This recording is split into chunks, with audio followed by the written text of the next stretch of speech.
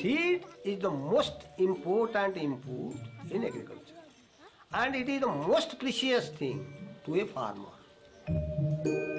In India, farmers, the women folk, the cultural heritage, everywhere seeds are taken as a symbol of God's blessing.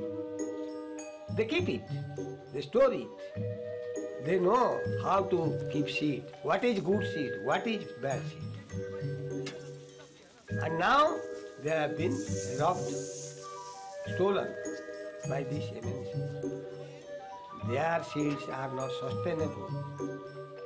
Our seeds, farmer seeds, is sustainable. They have sustained for 10,000 years. They would sustain for million years ahead.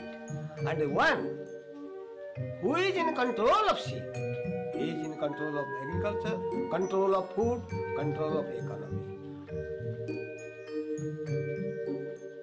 Let the farmers know the importance of their indigenous seed that has come to their hands from generations to generations. That is our mission.